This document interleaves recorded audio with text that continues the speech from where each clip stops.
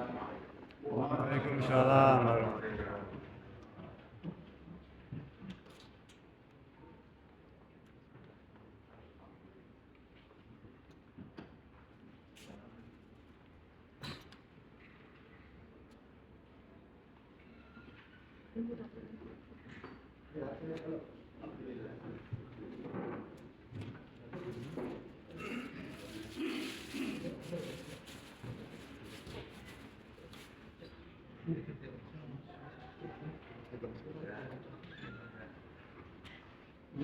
Sini aja juga apa?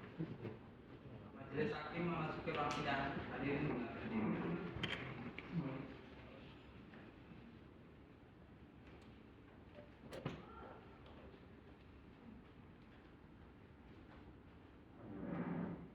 Silakan duduk kembali.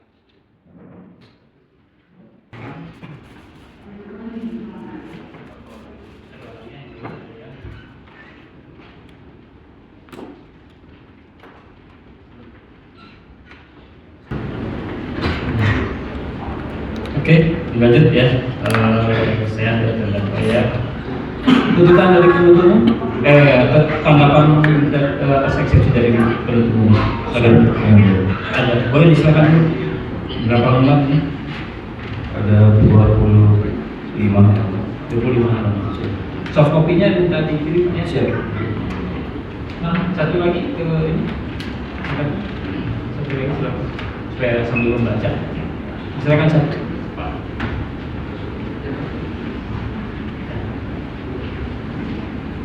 Cuma satu Pak ya? Ya tiga gitu. Kita susun. Ya. Silakan dibacakan. Sini.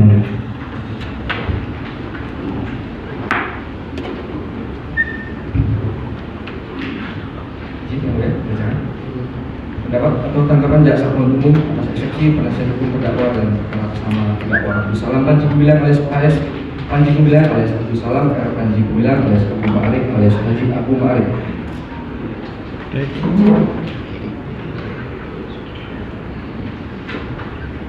Yang kami hormati Majelis Hakim Pengadilan Negeri Indramayu, saudara terdakwa dan penasihat hukum serta insan pers dan pengunjung sidang. Puji dan syukur marilah selalu kita akan ucapkan kehadirat Allah Subhanahu wa taala atas segala rahmat dan hidayahnya sehingga kita dapat hadir dan mengikuti persidangan pada hari Senin tanggal 27 November 2023 bertempat di Pengadilan Negeri Indramayu dengan bertindak pendapat penuntut umum atas nota keberatan eksepsi. Kami sampaikan penghargaan kepada yang terhormat Majelis Hakim Pengadilan Negeri Indramayu yang telah memimpin persidangan ini dengan arif dan bijaksana. Juga kepada penasihat hukum terdakwa yang selalu semangat selalu mendampingi terdakwa Abdul Salam Panji Gumilang alias AS Panji Gumilang alias Abdul Salam R Panji Gumilang alias Abu Ma'arif alias Haji Abu Ma'arif. Penuntut umum dalam melaksanakan persidangan perkara akuo adalah bertujuan demi keadilan dan pengembangan berdasarkan Undang-Undang Maha Esa dan dasar hukum. Penuntut umum menyampaikan pendapat atas nota keberatan adalah ketentuan pasal 156 ayat 1 Undang-Undang 8 tahun 81 diulangi 1981 tentang hukum acara pidana KUH menyatakan dalam hal terdakwa atau penasihat hukum mengajukan keberatan bahwa pengadilan tidak berwenang mengadili perkaranya atau dakwaan tidak dapat diterima atau surat dakwaan harus dibatalkan, maka setelah diberi kesempatan kepada penuntut umum untuk menyampaikan pendapatnya, hakim mempertimbangkan keberatan tersebut untuk selanjutnya mengambil keputusan. Menurut MRM H.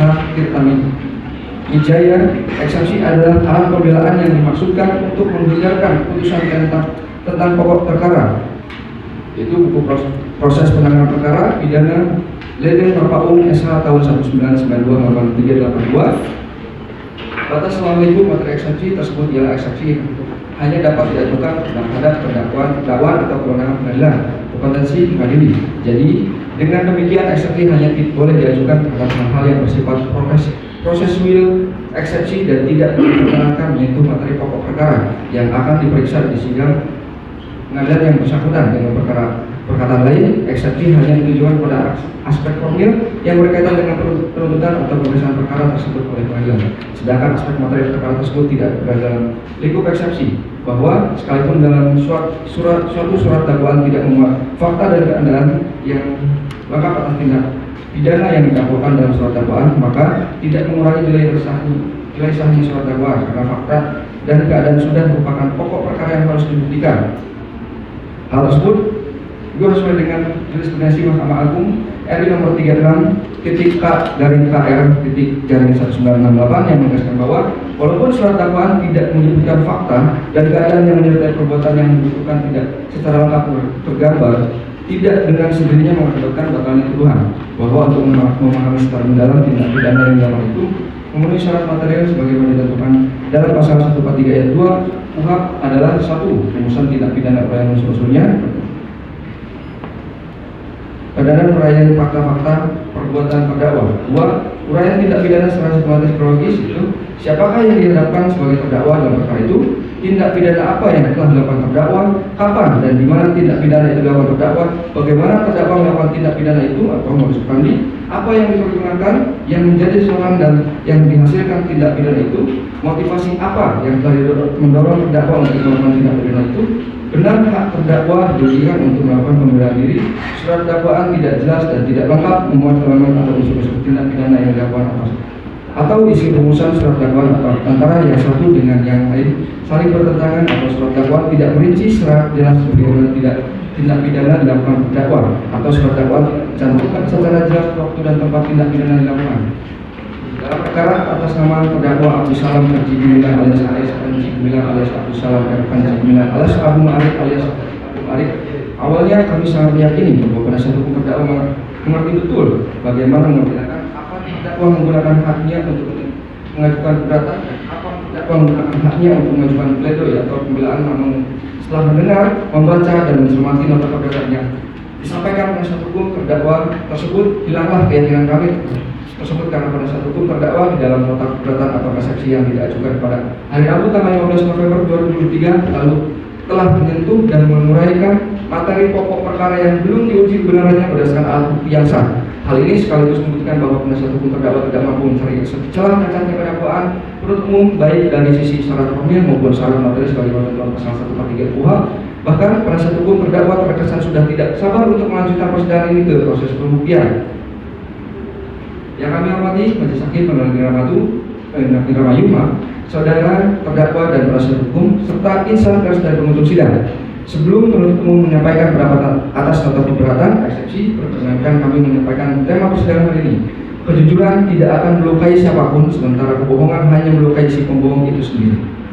Setelah kami membaca nota keberatan atau eksepsi yang disampaikan penasihat hukum terdakwa dari Lembaga Bantuan Hukum HD Indonesia Raya, terdapat konstruksi penyesatan dengan memutarbalikkan fakta dan menyajikan analisa hukum yang keliru, namun dibungkus secara rapi dan indah agar perbuatan jahat terdakwa Abdul Salam Panji Gumilang alias AS Panji Gumilang alias Abdul Salam Panji Gumilang alias Abu Ma'arif alias Haji Abu Ma'arif sebagaimana diuraikan dalam surat dakwaan menjadi tidak tampak, namun yang terlihat hanyalah perbuatan terdakwa yang seolah-olah didasarkan pada hasil penelitian terdakwa. Konstruksi penyesatan tersebut digunakan untuk menimbulkan opini negatif terhadap penyelidik, penyidik, dan penuntut umum, seolah-olah proses hukum yang dilakukan tindak pidana tidak memenuhi syarat formil dikarenakan proses penyidikan dan atau penuntutan dilakukan tidak sesuai ketentuan hukum acara atau cacat hukum atau tidak sah. Juga tidak terpenuhi syarat materi karena secara substansi perkara itu memang tidak layak untuk diajukan ke persidangan dan seharusnya sudah dihentikan pada tahap penyidikan atau penuntutan, baik karena tidak cukup bukti, bukan merupakan tindak pidana daluarsa nebis in idem, delik aduan yang tidak ada pengaduan atau pengaduannya sudah dicabut, maupun karena adanya alasan pemaaf dan alasan pemenang. Penuntut umum akan mengungkap kebenaran sesungguhnya terhadap hukum perkara aku adalah sah dan penuntutan yang dilakukan telah sesuai dengan hukum acara pidana sehingga dapat dibuktikan perbuatan mana yang dilakukan terdakwa merupakan perbuatan yang dilarang sebagaimana peraturan undang-undang yang telah kami dakwakan dalam surat dakwaan umum.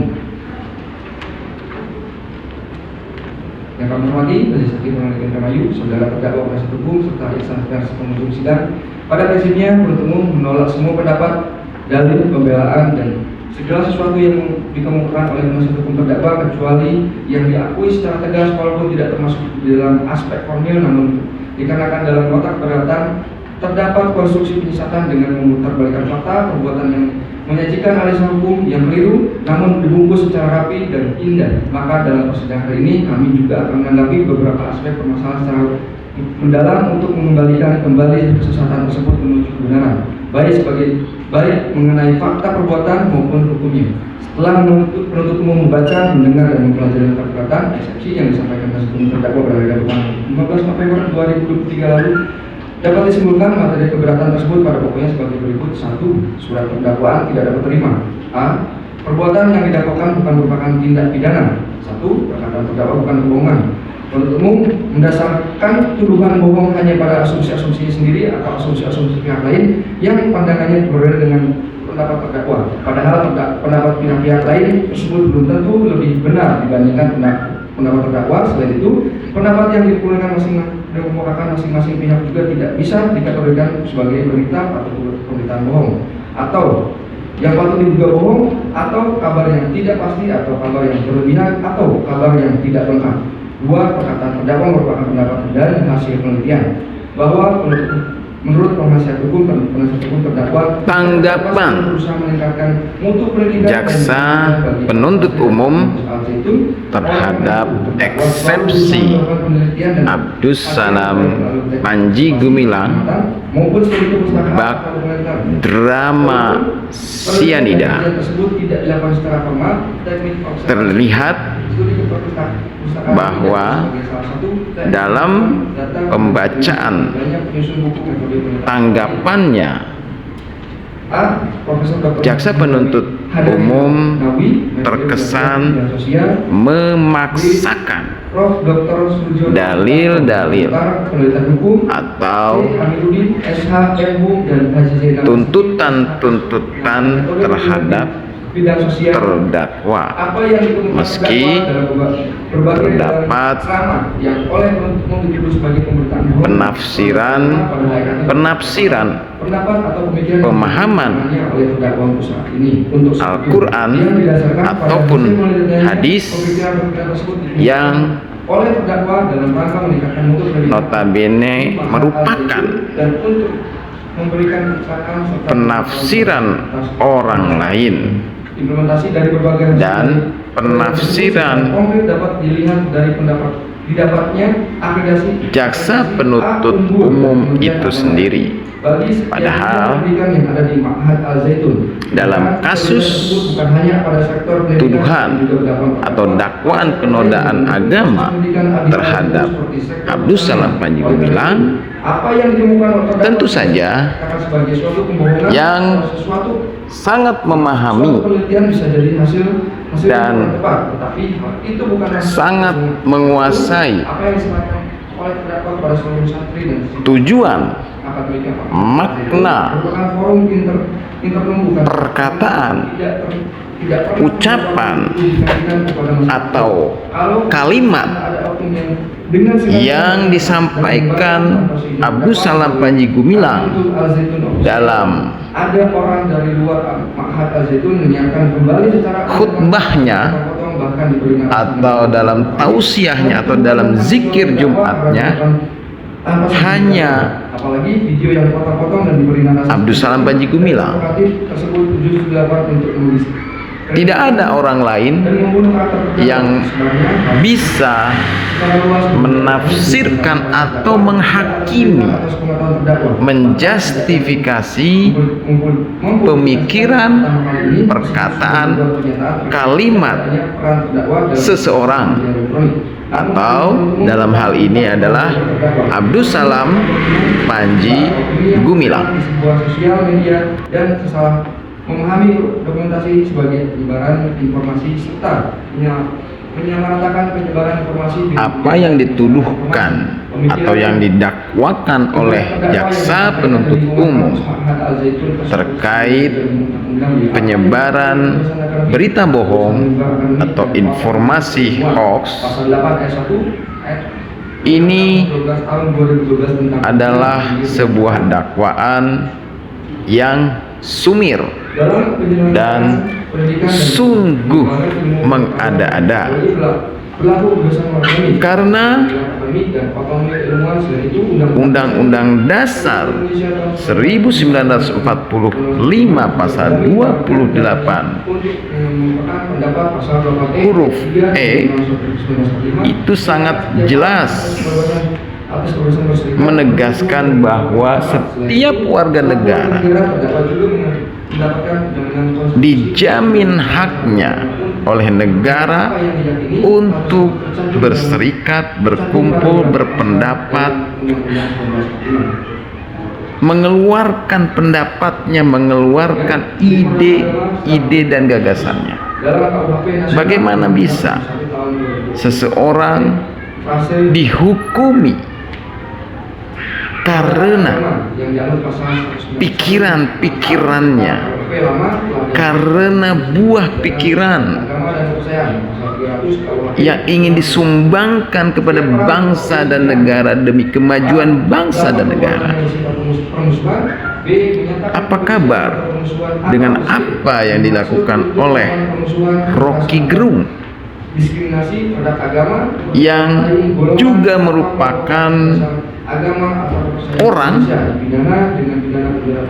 yang senantiasa menelurkan ide dan gagasan-gagasan buah pikiran untuk mencerdaskan generasi bangsa. Apatah lagi seorang Abdus Salam Panji Gumilang yang notabene merupakan seorang pendidik yang sudah jelas-jelas merupakan seorang pemangku pondok pesantren dengan murid atau santriwan dan santriwati tidak kurang dari 7.000 santriwan santriwati, bahkan ada 10.000 sivitas akademika yang ada di pondok pesantren Az-Zaitun yang merupakan anak didik atau binaan daripada Abdus Salam Panji Gumilang. Ketika seorang tokoh pendidik dikatakan menyebarkan berita bohong karena menyampaikan hasil penelitiannya, karena menyampaikan buah pikirannya, maka ketika itu pula negara ini sudah menghancurkan tatanan hidup berbangsa dan bernegara. Bahkan negara ini sudah membawa masyarakatnya kepada jurang kehancuran dan kemunduran sebuah peradaban. Apa yang dilakukan oleh Abdus Salam Panji Gumilang adalah dalam kapasitasnya sebagai seorang pendidik, maka aktivitas Abdus Salam Panji Gumilang adalah melakukan penelitian di bidang pertanian, di bidang pendidikan, di bidang ekonomi, kelautan, dan ekonomi darat atau yang disebut dengan green economy. Lalu hasil daripada penelitian-penelitian itulah yang disampaikan oleh Abdus Salam Panji Gumilang selaku tokoh pendidikan. Bahkan sebagai tokoh pendidikan, tentu saja penelitian pokoknya adalah mengenai peradaban dan risalah berbagai agama. Sosok Abdus Salam Panji Gumilang tidak hanya memahami Al-Quran sahaja.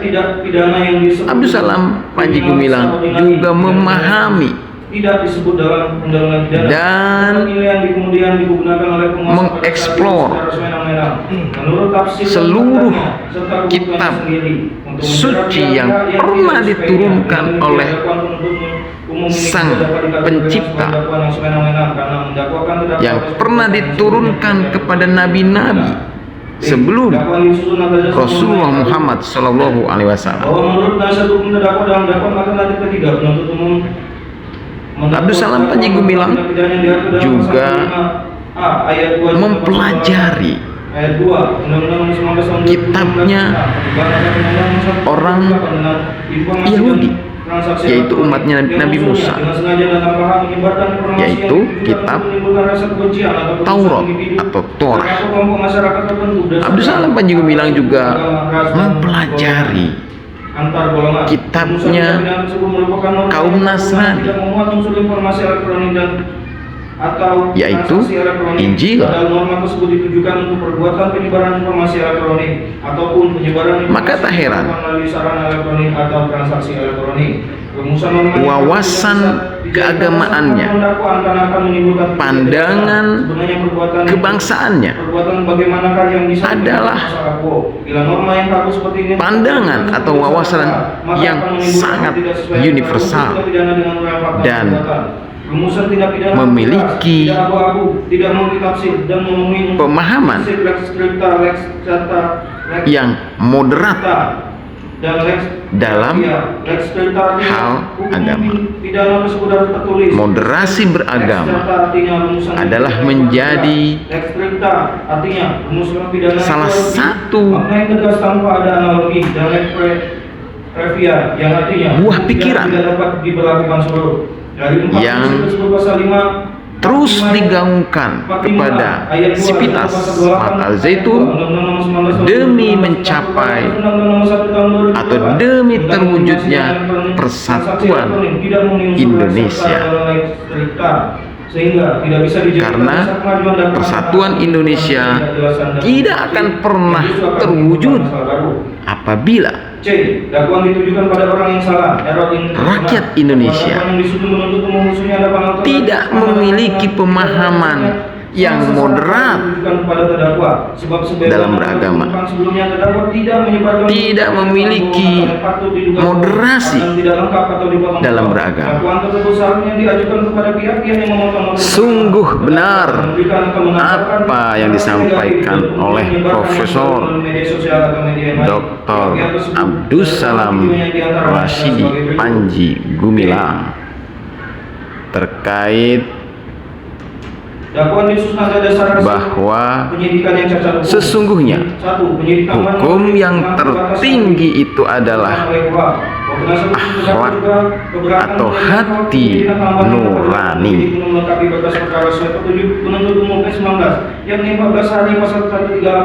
Hukum tidak lagi dibutuhkan. Hukum tidak lagi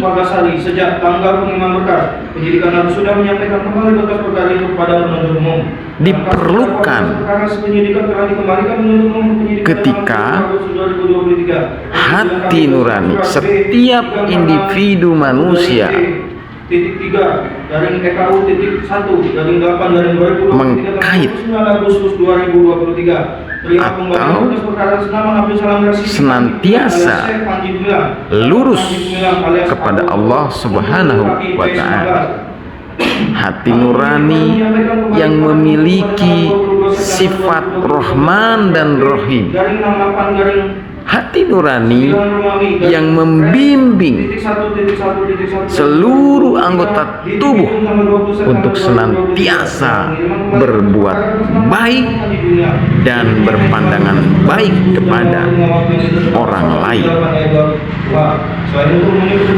Hati nurani yang senantiasa memerintahkan kepada mata untuk tidak memiliki mata atau pandangan kebencian kepada siapapun. Itulah ajaran yang senantiasa dikumandangkan, yang senantiasa ditanamkan kepada santriwan-santriwati Mahat Al-Zaitun dalam setiap tausiah, dalam setiap zikir Jumat yang disampaikan oleh Abdus Salam Panji Gumilang. Dalam pandangan Abdus Salam Panji Gumilang, hal itu adalah kewenangan pengadilan. Hal ini sama hati nurani adalah merupakan hukum tertinggi. Dalam kuhap juga tidak ada ketentuan penahanan penyidik lebih dari 25 hari tidak sah.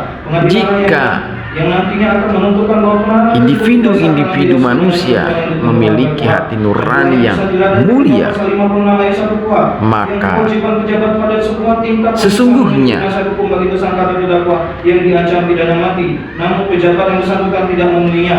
Dalam kuhap juga tidak ada hukum tidak lagi dibutuhkan. Hukum tidak lagi menjadi solusi di dalam membangun sebuah peradaban. Peradaban yang tinggi adalah peradaban di mana manusia memiliki hati nurani yang mulia dan memiliki kesadaran yang tinggi terhadap dirinya, terhadap bangsa dan negaranya.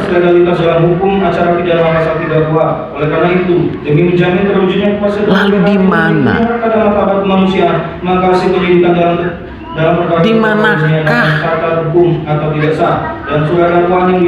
tuduhan atau dakwaan saksi atau ahli yang diajukan terdakwa atau penasihat yang sangat bahwa terdakwa dan penasihat hukum telah mengajukan beberapa saksi ahli, namun tidak mendiskreditkan semua saksi atau ahli tersebut Abdus Salam Panji Gumilang tersebut. Padahal berdasarkan ketentuan Di mana letak saksi atau ahli yang diajukan tersangka wajib dipanggil dan bahwa Abdus Salam Panji Gumilang melakukan penodaan agama? Di mana letak bahwa Abdus Salam Panji Gumilang merupakan atau telah melakukan sebuah penyebaran berita bohong, telah membohongi manusia, telah membohongi masyarakat? Di mana? Karena yang disampaikannya adalah merupakan ilmu, wawasan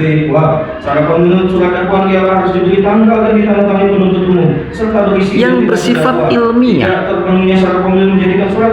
yang dapat dibuktikan secara ilmiah.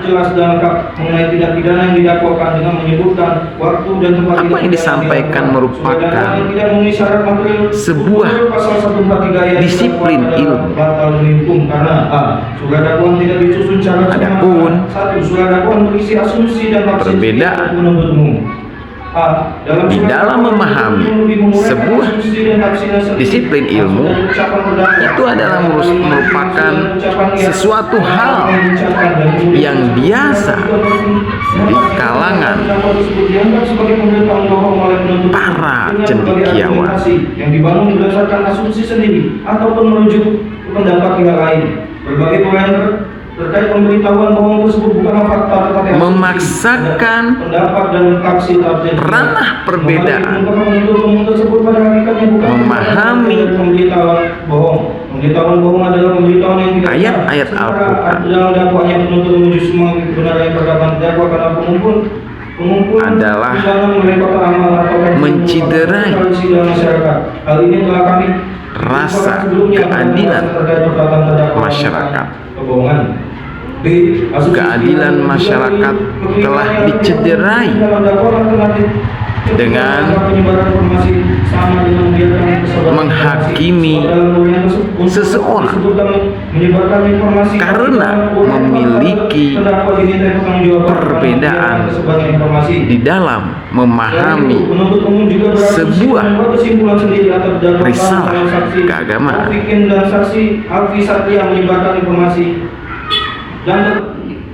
dan terdakwa membiarkannya tanpa melihat fakta yang sesungguhnya dari keterangan dua orang itu. Hal ini terjadi karena penuntut umum mengartikan secara pihak pendokumentasian sebagai penyebaran informasi, apalagi itu penuntut umum tidak melihat secara langsung situasi yang terjadi. C. Dan masih banyak lagi uraian dakwaan penuntut umum yang berupa asumsi tafsir sepihak yang ternyata keliru sehingga dalam uraian dakwaan menjadi saling bertentangan. Namun demikian, tidak semuanya kami kemukakan di sini karena sudah dikemukakan pada pembahasan sebelumnya. Apalagi dalam sidang sebelumnya surat dakwaan penuntut umum juga dibacakan dan kita dengarkan bersama. Selain itu, dalam surat dakwaan penuntut umum juga beberapa kali menggunakan kata-kata, misalnya kita tidak boleh silau dan seterusnya, halaman 4. Kata kita dalam dakwaan juga pendapat dan subjektivitas penuntut umum. Padahal surat dakwaan itu seharusnya menguraikan fakta perbuatan terdakwa yang dituduh sebagai pelanggaran ketentuan pidana. Dua unsur tindak pidana yang didakwa tidak selaras dan bahkan saling bertentangan dengan uraian fakta. B.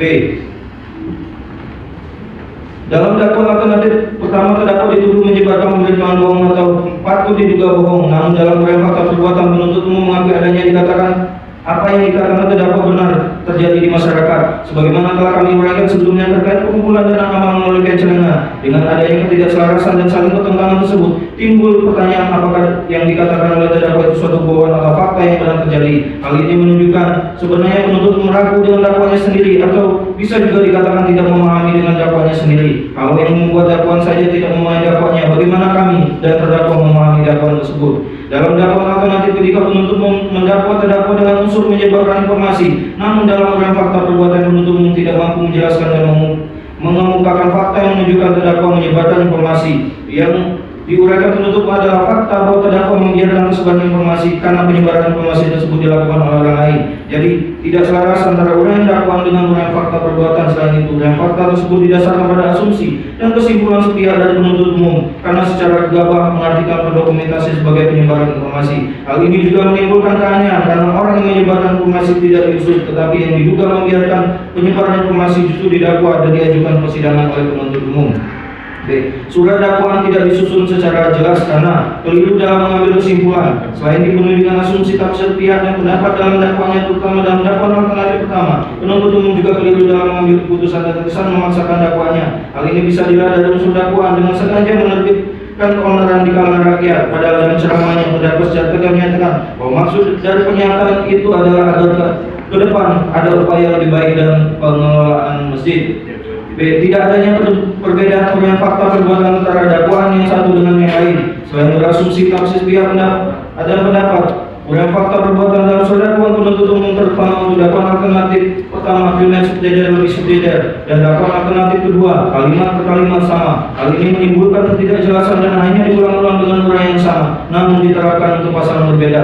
Dalam hal dakwaan disusun tidak dalam bentuk tunggal, maka uraian peristiwanya dalam setiap bentuk dakwaan tidak boleh sama. Setiap uraian peristiwa dalam tiap bentuk dakwaan harus menggambarkan masing-masing tindak pidana yang didakwakan. Setiap tindak pidana mengandung unsur yang berbeda. Uraian peristiwa harus menyesuaikan dengan unsur-unsur tindak pidana yang didakwakan.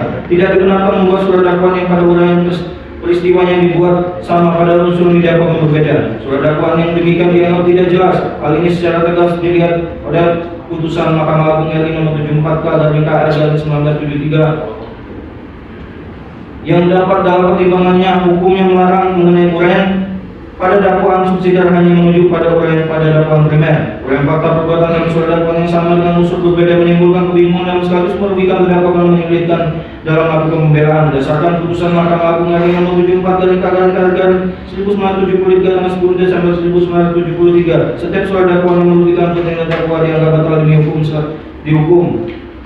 dianggap batal demi hukum. Selain itu, berdasarkan putusan Mahkamah Agung RI nomor 600/K/1982 tanggal 9 November 1983, sekalipun unsur delik telah dirumuskan secara lengkap, namun jika dalam surat dakwaan tersebut bersifat membingungkan karena baik susunan maupun perumusannya tidak jelas antara dakwaan atau dengan dakwaan yang lainnya, maka surat dakwaan baru dinyatakan batal demi hukum. C. Surat dakwaan tidak disusun secara lengkap karena 1. Tidak menguraikan fakta secara utuh. Dalam dakwaan penuntut mengemukakan ceramah terdakwa dilihat oleh beberapa saksi dan pertengahan tahun 2023 dan aksi unjuk rasa juga terjadi pada pertengahan tahun 2023. Pertanyaannya, kenapa hal itu baru terjadi pada tahun 2023? Padahal video tersebut sudah diupload ke media elektronik sejak tahun 2016, yang berarti ada rentang 7 tahun. Kenapa para saksi baru melihat setelah rentang waktu 7 tahun? Apakah tidak ada faktor lain yang menyebabkan mereka baru melihatnya? Dan bagaimana bentuk pernyataan-pernyataan lainnya. Setelah kami cermati, ternyata penuntut umum tidak mengumpulkan fakta secara utuh.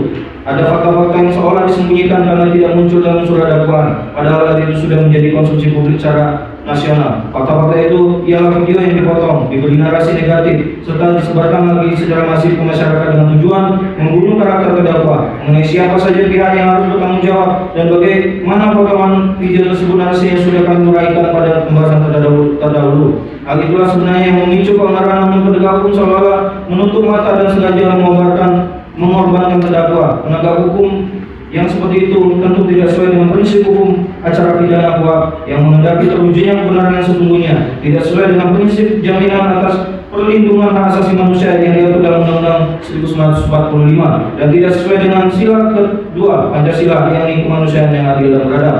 Dan B, dalam dakwaannya penuntut umum juga mengemukakan bahwa perbuatan terdakwa yang menimbulkan keresahan direspon Majelis Ulama Indonesia dengan mengeluarkan Fakta Nomor 47 Tahun 2023 tentang ajaran keagamaan Panji Gumilang. Fatwa Akwo pada intinya menyebutkan haram ajaran keagamaan terdakwa. Pertanyaannya, kalau itu respon atau kesan masyarakat, kenapa fatwa itu tidak disampaikan ke publik? Penuntut umum tidak lengkap menyampaikan fakta bahwa fatwa itu dibuat MUI atas permintaan penyidik. Di sisi lain, penuntut umum juga tidak menyampaikan fakta bahwa terkait apa yang dikemukakan oleh terdakwa, LBM PWNU DKI Jakarta juga telah membuat rumusan yang pada intinya apa yang dikemukakan oleh terdakwa bukan kesesatan dan penodaan agama, karena merupakan khilafiyah yang sudah dibahas dalam berbagai literatur terdahulu.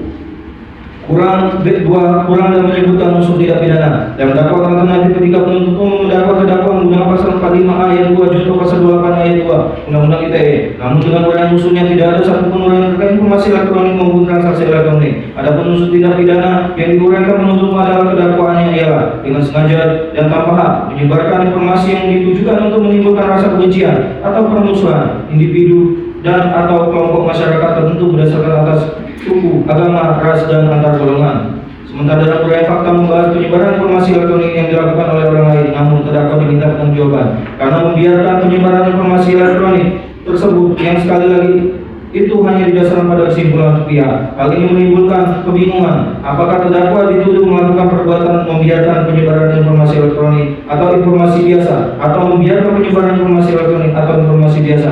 Adanya ketidaklengkapan ini menjadikan ketidakjelasan perbuatan apa yang dilakukan pada terdakwa. Dengan dakwaan yang demikian itu merupakan dakwaan yang kabur, obskuribel, dan harus dinyatakan batal demi hukum.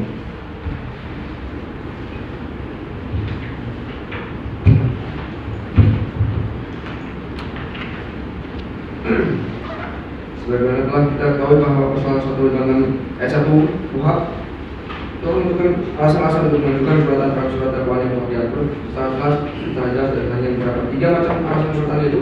1. Pengadilan tidak berwenang pada perkara terdakwa. Untuk alasan ini hanya dapat diajukan hal yang menyangkut masalah secara relatif dan kompetensi absolut. 2. Alasan keberatan surat dakwaan tidak dapat diterima. Alasan ini hanya dapat diajukan dengan hal-hal atau keadaan yang merupakan following listing golden dasar-dasar yang menggunakan penuntutan.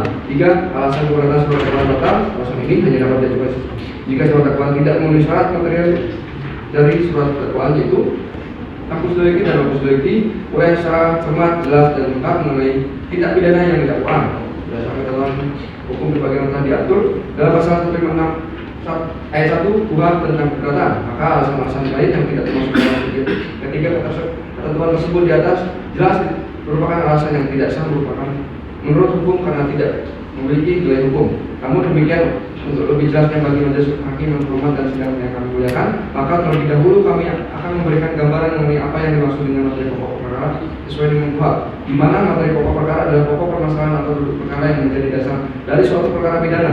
Materi pokok perkara harus dicantumkan dengan jelas dan rinci dalam surat dakwaan oleh jaksa penuntut umum.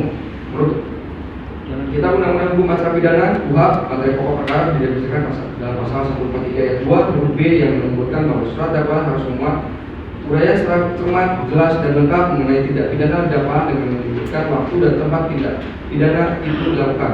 Jadi definisi materi pokok perkara menurut KUHP adalah uraian terperinci tentang tindak pidana yang dilakukan kepada terdakwa yang meliputi 1. Tindak pidana yang dilakukan, 2. Waktu terjadinya tindak pidana, 3. Tempat terjadinya tindak pidana.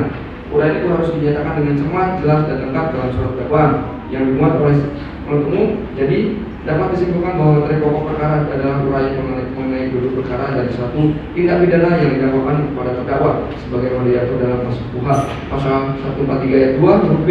Materi pokok perkara sangat penting karena merupakan dasar dari pemeriksaan di sidang pengadilan. Jika materi pokok perkara tidak jelas, maka akan sulit bagi hakim untuk memutuskan perkara tindak pidana tersebut. Yang kami hormati majelis hakim negeri Indramayu, saudara terdakwa dan penasihat hukum terdakwa serta insan pers dan pengunjung sidang. Selanjutnya mengenai alasan terdakwa keberatan tim penasihat hukum satu persatu selaku penuntut umum akan kami tanggapi sebagai berikut. 1. Surat dakwaan tidak dapat diterima. A. Perbuatan yang didakwakan bukan merupakan tindak pidana. 1. Perkataan terdakwa bukan hubungan. 2. Perkataan terdakwa merupakan pendapat dan hasil penelitian. 3. Delik penodaan agama selama dan telah dihapus. 4. Perbuatan terdakwa sebelumnya tidak diatur dalam undang-undang pidana. Bahwa sesuai dengan keberatan yang disampaikan oleh penasihat hukum terdakwa mengenai hal tersebut di atas, dapat kami tanggapi bahwa sesuai dengan keberatan penasihat hukum terdakwa tentang perbuatan yang dilakukan bukan merupakan tindak pidana dengan menguraikan hal-hal tersebut di atas, maka dapat kami sampaikan bahwa perbuatan yang dilakukan bukan merupakan tindak pidana dalam suatu eksepsi, hanya berlaku apabila perbuatan tersebut masuk dalam ranah perdata maupun administrasi. Tetapi apabila penasihat hukum terdakwa menyatakan perbuatan yang didakwakan merupakan tindak pidana sesuai dengan alasan yang disampaikan, yaitu 1. Perkataan terdakwa bukan hubungan. 2. Perkataan terdakwa merupakan pendapat dan hasil penelitian. 3. Delik penodaan agama selama materi telah dihapus. 4. Perbuatan terdakwa sebelumnya tidak diatur dalam undang-undang pidana.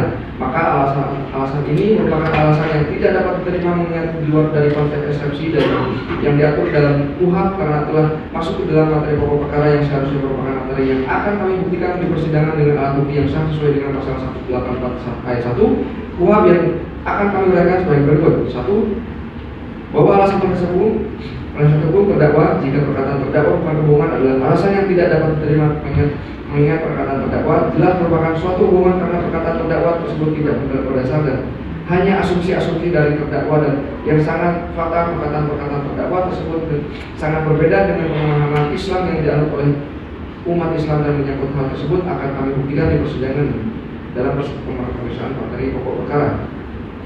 2. Bahwa alasan perkataan terdakwa merupakan pendapat dan hasil penelitian juga merupakan alasan yang tidak dapat diterima mengingat sesuai dengan Permendikbud nomor 20 tahun 2018 tentang penelitian yang menyebutkan jika suatu penelitian ilmiah jelas harus mengikut kaidah-kaidah penelitian dan terjamin untuk pelaksanaan penelitian, dan jika merujuk pada pasal 22 Permendikbud nomor 20 tahun 2018 tentang penelitian tersebut, hasil penelitian nantinya dipertanggungjawabkan dalam bentuk permohonan penelitian berupa publikasi ilmiah, prototipe, paten, kekayaan intelektual, dan atau laporan penelitian yang selanjutnya akan diuji secara akademik di forum-forum akademik yang resmi. Sehingga alasan penasihat hukum terdakwa yang menyatakan bahwa perkataan terdakwa merupakan pendapat dan hasil penelitian merupakan sesuatu hal yang tidak berdasar. 3. Bahwa alasan delik penodaan agama secara material telah dihapus setelah suatu pemahaman yang tidak berdasar mengingat bahwa penasihat hukum terdakwa menjadikan dasar pasal 300 Undang-Undang Nomor 1 Tahun 2003 tentang KUHP, tetapi jelas-jelas Undang-Undang Nomor 1 Tahun 2003 tentang KUHP belum berlaku saat ini, dan perlu diingat bahwa penerapan asas prinsip material baru dapat diterapkan terhadap undang-undang yang telah berlaku. Bahwa alasan penasihat hukum jika perbuatan terdakwa sebelumnya tidak diatur dalam undang-undang pidana tidak memenuhi kriteria perbuatan yang didakwakan, dan untuk perbuatan itu tidak ada pengaturannya dalam undang-undang pidana, sebab antara unsur menyebarkan informasi dan membiarkan penyebaran informasi adalah dua hal yang sangat berbeda, di mana pendapat penasihat hukum terdakwa ini merupakan pendapat yang tidak dapat diterima karena secara nyata yang menyangkut unsur suatu perbuatan pidana adalah merupakan materi pokok perkara yang akan dibuktikan oleh jaksa penuntut umum di pemeriksaan materi pokok perkara. B. Dakwaan disusun atas dasar norma yang kabur. Bahwa penasihat hukum terdakwa beranggapan jika penuntut umum dapat mendakwa terdakwa melakukan tindak pidana yang diatur dalam pasal 45A ayat 2 junto pasal 28 ayat 2 nomor Undang-Undang Nomor 19 Tahun 2015 tentang perubahan atas Undang-Undang Nomor 11 Tahun 2008 tentang informasi dan transaksi elektronik yang unsurnya dengan sengaja dan tanpa menyebarkan informasi yang ditunjukkan untuk menimbulkan rasa kebencian atau pengusaha individu dan atau kelompok masyarakat tertentu berdasarkan atas suku, agama, ras, dan antar golongan, sara. Perumusan tindak pidana tersebut merupakan norma yang kabur karena tidak memuat unsur informasi elektronik atau transaksi elektronik. Padahal norma tersebut ditujukan untuk perbuatan penyebaran informasi elektronik ataupun penyebaran informasi yang dilakukan melalui sarana elektronik atau transaksi elektronik. Perumusan tindak pidana tersebut merupakan norma yang kabur karena tidak memuat unsur informasi elektronik atau transaksi elektronik. Bahwa pendapat nasihat hukum terdakwa dalam latar belakannya tersebut sudah jauh melenceng dari syarat eksepsi dan yang diatur oleh pasal 156 ayat 1 KUHP. Selain itu, cara penasihat hukum yang tidak menggunakan penafsiran sistematis dan membaca pasal-pasal dari suatu undang-undang secara sepotong-sepotong akan menimbulkan kesalahan dalam memahami suatu undang-undang. Jika penasihat hukum merasa dengan tidak dicantumkannya kata-kata informasi elektronik dalam pasal 45 ayat 2 junto pasal 28 ayat 2 Undang-Undang 12 tahun 2012 tentang perubahan Undang-Undang nomor 11 tahun 2008 tentang informasi dan transaksi elektronik, maka dapat menimbulkan ketidakpastian. Maka seharusnya yang dilakukan bukan mengkritik penuntut umum atas bunyi pasal tersebut, tetapi mengajukan judicial review ke Mahkamah Konstitusi atas bunyi pasal Undang-Undang ITE yang normanya kabur, yang bertentangan dengan asas kepastian hukum dan perlindungan hukum yang diatur dalam Undang-Undang Dasar 1945. Saya dakwaan tunjukkan pada orang yang salah atau teror in persona bahwa penasihat hukum terdakwa beranggapan jika penuntut umum mendakwa terdakwa, khususnya terdakwa alternatif pertama dan alternatif ketiga, pada dasarnya salah sasaran kalau itu ditujukan pada terdakwa. Sebab sebagaimana telah ditemukan sebelumnya, terdakwa tidak menyebarkan berita atau pemberitaan bohong atau yang patut diduga bohong atau yang tidak lengkap atau dipotong-potong. Dakwaan tersebut seharusnya ditujukan pada pihak-pihak yang memotong-motong selama terdakwa dan memberikan atau menambahkan narasi negatif dan kemudian menyebarkan kembali melalui sosial media atau media yang lainnya. Bahwa penuntut umum menentukan saudara Panji Gumilang sebagai terdakwa dalam perkara ini didasarkan pada minimal dua atau lebih dari alat bukti yang sah untuk membuktikan bahwa terdakwa telah menyebarkan berita atau pemberitahuan bohong atau yang patut diduga bohongnya atau yang tidak lengkap atau dipotong-potong. Keberatan penasihat hukum yang mengatakan bahwa dakwaan tersebut seharusnya ditujukan pada pihak-pihak yang memotong ceramah terdakwa dan memberikan atau menambahkan narasi negatif dan kemudian menyebarkan kembali melalui media sosial atau media yang lainnya adalah pemikiran yang tidak logis karena dari alat bukti yang ada tidak ditemukan fakta adanya pihak lain yang memotong ceramah terdakwa atau menambahkan narasi negatif kemudian menyebarkan kembali. Pendapat penasihat hukum yang mengatakan bahwa ada pihak yang motong-motong namun tidak menyebutkan siapa orang yang melakukan perbuatan motong-motong selama terdakwa tersebut merupakan salah satu contoh pemberitahuan bohong atau pemberitahuan yang tidak lengkap. Adapun alat bukti terkait pemberitahuan bohong yang dilakukan terdakwa tersebut akan kami ajukan di persidangan pada tahap pemeriksaan pokok perkara. Bahwa pendapat penasihat hukum terdakwa tersebut juga merupakan pendapat yang tidak dapat digunakan mengingat mengenai keberatan tentang uraian perbuatan terdakwa adalah keberatan yang bertentangan dengan pasal 156 ayat 1 KUHP karena menyangkut uraian perbuatan terdakwa merupakan materi pokok perkara yang akan dibuktikan oleh penuntut umum di pembuktian persidangan berdasarkan dengan keterangan saksi-saksi, ahli dan alat bukti lainnya yang didukung oleh penuntut umum. D. Dakwaan disusun atas dasar hasil penyidikan yang cacat hukum. Bahwa penasihat hukum terdakwa berpendapat jika dakwaan disusun atas dasar hasil penyidikan yang cacat hukum dengan alasan bahwa 1. Penyidikan tambahan melampaui batas waktu yang ditentukan KUHP. 2. Saksi atau ahli yang diajukan terdakwa atau penasihat hukumnya tidak dipanggil dan diperiksa seluruhnya. 3. Penangkapan terhadap terdakwa melanggar ketentuan KUHP.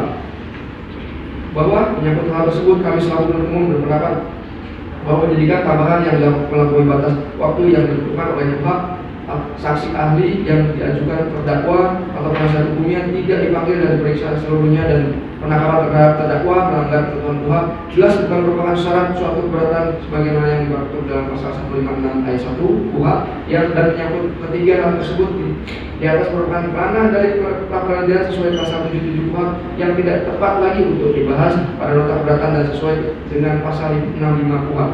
Terdakwa berhak untuk mengusahakan diri mengajukan saksi dan atau seorang yang memiliki keahlian khusus guna memberikan keterangan yang menguntungkan bagi dirinya, yang mana hal ini masih dapat dilakukan terdakwa di persidangan. 2. Surat dakwaan harus dibatalkan. Bahwa menurut penasihat hukum terdakwa bahwa sesuai dengan surat edaran Jaksa Agung RI nomor SE strip datar 004-J.A-11-1993 tentang pembuatan surat dakwaan junto surat jaksa agung muda tindak pidana umum nomor B.607-11-11-1993 tanggal 22 November 1993 tentang pembuatan surat dakwaan junto pedoman kejaksaan nomor 24 tahun 2021 tentang penanganan perkara tindak pidana umum yang dimaksud dengan A. Cermat adalah ketelitian jaksa penuntut umum dalam mempersiapkan surat dakwaan yang akan dipertahankan dari terdakwa dengan menempatkan kata cermat paling depan dari rumusan pasal 143 ayat 2 huruf B KUHP. Pembuat undang-undang mengendaki agar jaksa penuntut umum dalam membuat surat dakwaan selalu bersifat korek dan teliti tanpa adanya kekurangan atau keliruan. B. Jelas adalah uraian kejadian atau fakta kejadian yang jelas serta secara sistematis dan kronologis menggunakan bahasa yang sederhana sehingga terdakwa dengan mudah memahami apa yang dilakukan terhadap dirinya dan dapat mempersiapkan pembelaan dengan sebaik-baiknya. C. Lengkap adalah surat dakwaan itu memuat semua unsur atau elemen tindak pidana yang didakwakan. Unsur-unsur tersebut harus terlukis dalam uraian fakta dan kejadian yang dituangkan dalam surat dakwaan. Salah-salah materi tersebut tidak terdapat dalam surat dakwaan yang disusun penuntut umum sehingga harus dibatalkan dan dinyatakan adalah batal demi hukum dengan alasan A. Surat dakwaan tidak disusun secara cermat karena 1. Surat dakwaan berisi asumsi dan tafsir sepihak dari penuntut umum. 2. Unsur tindak pidana yang didakwakan tidak selaras dan bahkan saling bertentangan dengan uraian fakta. Menanggapi hal tersebut, kami selaku penuntut umum berpendapat bahwa keberatan penasihat hukum terdakwa jelas tidak dapat diterima karena tidak sesuai dengan syarat eksepsi bagian diatur oleh pasal 156A. Pasal 156 ayat 1 KUHP dan sesuai dengan pedoman kejaksaan nomor 24 tahun 2021 halaman 28 menyatakan bahwa salah satu syarat materi surat dakwaan yaitu cermat adalah uraian secara cermat sebagaimana dia maksud dan pada angka 3 adalah uraian dakwaan berdasarkan ketentuan pidana terkait tanpa adanya kekurangan atau kekeliruan yang dimaksudkan surat dakwaan batal demi hukum atau dapat dibatalkan atau dinyatakan tidak dapat diterima. Yang dalam hal ini merupakan penelitian penuntut terhadap keseluruhan materi dakwaan seperti debis idem dan daluarsa bahwa sesuai dengan pedoman kejaksaan nomor 24 tahun 2021 tentang penanganan perkara tindak pidana umum tersebut terlihat bahwa jelas berkaitan dengan penasihat hukum terdakwa bahwa dakwaan penuntut umum tidak cermat, jelas-jelas berbeda dengan pengertian cermat sebagai diatur dalam pedoman kejaksaan nomor 24 tahun 2021 dan penasihat hukum terdakwa jelas salah dalam mengutip pengertian cermat yang ada pada surat edaran jaksa agung tentang perubahan surat dakwaan junto surat jaksa agung muda tindak pidana umum nomor B.607-E-11-1993 tanggal 22 November 1993 tentang pembuatan surat dakwaan junto pedoman kejaksaan nomor 24 tahun 2021.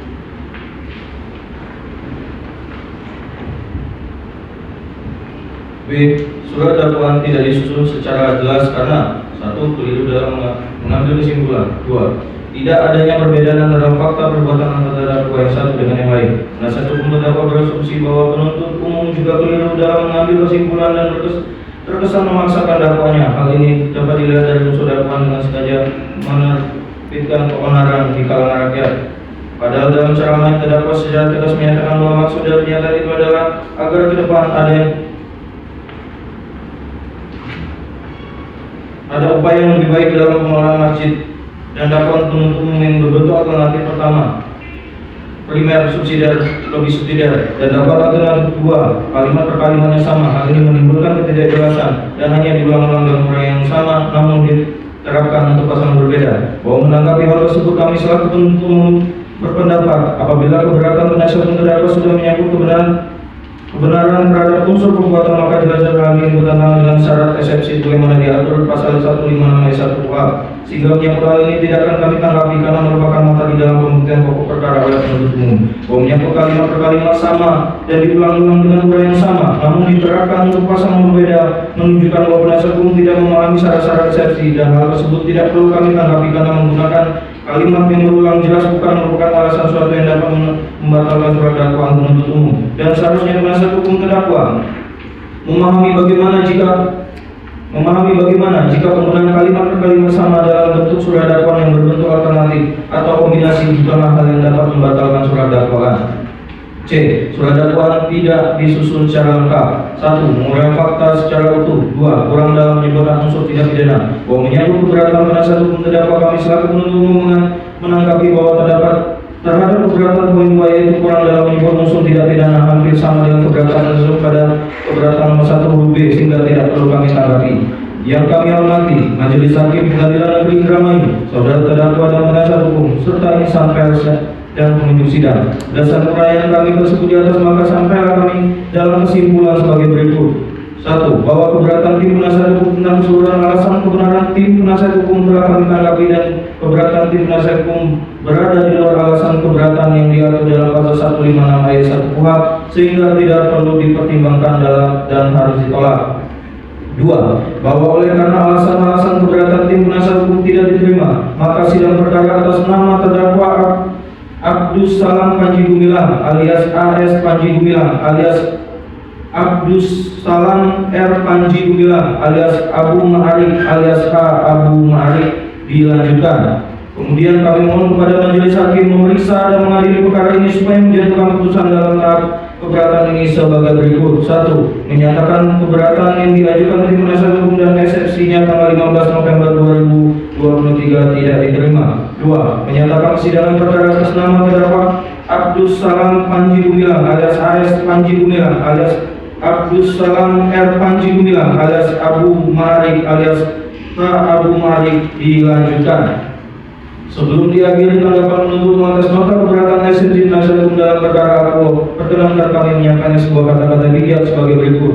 Berhati-hatilah dengan kebohongan, baik besar atau kecil, serius ataupun bercanda, karena jika seorang menceritakan sebuah kebohongan kecil, maka dia akan memiliki keberanian untuk menceritakan kebohongan besar. Ali bin Abi Thalib. Demikian tanggapan penuntut umum atas nota keberatan eksepsi atas nama terdakwa Abdus Salam Panji Gumilang alias Panji Gumilang alias Abdus Salam R Panji Gumilang alias Abu Ma'arik alias K Abu Ma'arik yang kami bacakan dan disampaikan dengan hormat dalam persidangan ini. Indramayu 27 November 2023. Jaksa penuntut umum ditandatangani. Terima kasih majelis hakim.